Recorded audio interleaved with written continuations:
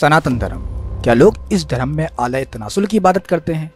और इस पर दर्जनों वीडियो यूट्यूब पर देखी जा सकती है। और अगर हम कहें कि ये सब वीडियो सिर्फ फेम हासिल करने के लिए बनाई गई हैं, इसकी असल हिंदू धर्म में मौजूद नहीं है, तो इन सब सवालों को लेकर हाजिर हुए हैं हम।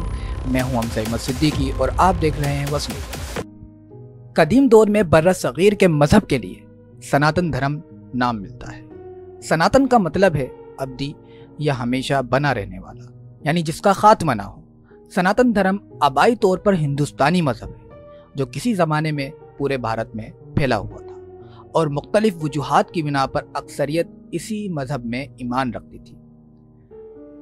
सिंध नद पार के वासियों को यारानवीसी हिंदू कहते हैं, जो सीन का तलफ़ुज़ हा करते थे, और इन्हीं की देखा देखी अरब हमलावर भी सिंध में रहने वालों को हिंदू और उनके मजहब को हिंदू मजहब कहने लगे, और यहीं से शुरुआत हुई हिंदू मजहब की। भारत के अदब में हिंदू लफ्ज़ कोई 1000 साल पहले ही मिलता है, इससे पहले नहीं। और इस तरह ये सनातन धर्म हिंदू मजहब से मशहूर हुआ। कदीम दौर में भारतीय सनातन धर्म के 5 फिरके होते थे और शाक ताकत और शमसी सूरज की इबादत ये लोग किया करते थे, पर यह तस्लीम किया जाता है कि सब एक ही हकीकत की वजाहत है। ये नामकबूल ग्रंथों में भी वाज़े तौर पर कहा गया है कि हर फिरके के हामी अपने खुदा को दूसरे फिरके के खुदा से बड़ा मानता था और इस वजह से इनमें तासुब बना रहता था। और इत्तेहाद बरकरार रखने के लिए धर्म गुरु ने लोगों को ये तालीम देना शुरू किया कि तमाम देवता बराबर हैं और विष्णु, शिव और ताकत वगैरह यानी देवी और देवता बाहम एक दूसरे के भी मुत्तकी हैं। और इनकी इन तालीमात से तीनों संप्रदायों में मेल हुआ और सनातन धर्म की पैदाइश हुई। सनातन धर्म में विष्णु, शिव और ताकत को बराबर माना गया है और तीनों ही फिरके के हामी इस मजहब को मानने लगे। जब नौ आबादियाती बरतानवी हुकूमत को मसीह, मुस्लिम वगैरह मज़ाहिब के मानने वालों का तकाबुली मुताला करने के लिए मर्दमशुमारी करने की ज़रूरत पड़ी, तो सनातन लफ्ज़ से नावाकिफ़ होने की वजह से इन्होंने यहाँ के मज़हब का नाम सनातन धर्म के मकाम पर हिंदू मज़हब रख दिया। तो ये कहना गलत नहीं होगा कि सनातन धर्म हिंदू मज़हब का असली नाम है। अब बात करें सनातन धर्म में शिव की, तो हिंदू किताबों के मुताबिक शिव जी यज्ञों और रागों के मालिक, दरख्शा ताबा फयाज, इंसानों, हैवानों और घोड़ों और गायों को तंदुरुस्ती देने वाले, मर्ज़ों को दूर करने वाले और गुनाहों को माफ़ी देने वाले हैं। जबकि कमान और तीर रखने वाले खौफनाक और मोहलिक शक्ल जंगली जानवर की तरह हैं।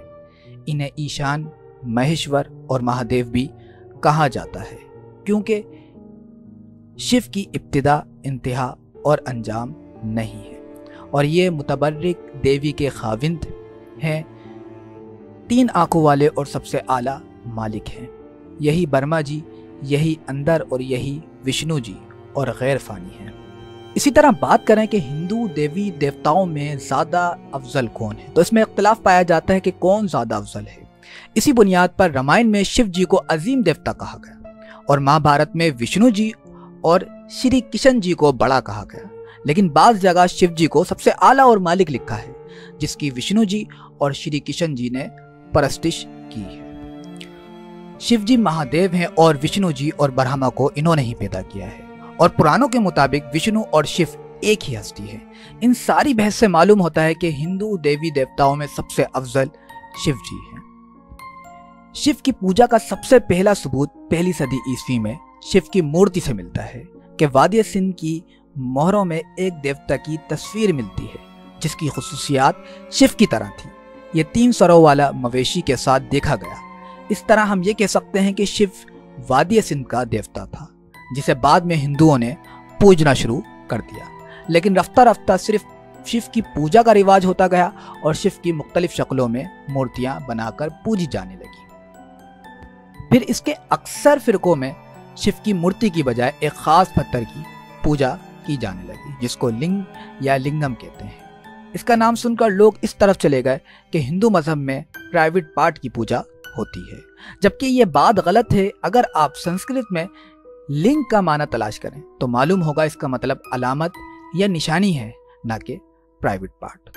और हिंदुओं के मुताबिक ये खास निशान शिव का है, यानी हिंदुओं के मुताबिक शिव मौत का देवता है और मरने के बाद रूह इस दुनिया को छोड़कर जब दूसरी दुनिया में जाने की कोशिश करती है तो शिव की इजाज़त चाहती है। और इसी चीज़ को बयान करता है शिवलिंग, यानी वो गोल दायरा जिसमें शिवलिंग है। और कायनात और शिवलिंग इस कायनात में बसा है, यानी जिसको भी इस कायनात को छोड़ना होगा वो शिव की इजाज़त से ही इस कायनात से निकलेगा, जैसा कि हिंदुओं के बड़े बड़े पंडित इसको बयान करते हुए नजर आते हैं। तो दोस्तों, इस सारी बहस से मालूम हुआ कि अगर अनाड़ी के हाथ में स्पॉट कार्ड दे दी जाए तो लाजमन वो उसको ठोकेगा। इसी तरह किसी मजहब के बारे में राय देते वक्त इसको जान लें, वरना लाजमी है कि इसके बारे में कुछ गलत ही बयान किया जाएगा। तो मेरी उन तमाम दोस्तों से गुजारिश है जो इस्लाम को जाने बगैर इस्लाम पर अपनी राय कायम कर देते हैं और इस्लाम की हकीकत से नाआशना होते हैं। तो वीडियो का इख्तिताम इसी बात पर करते हैं, education is the movement from darkness to light.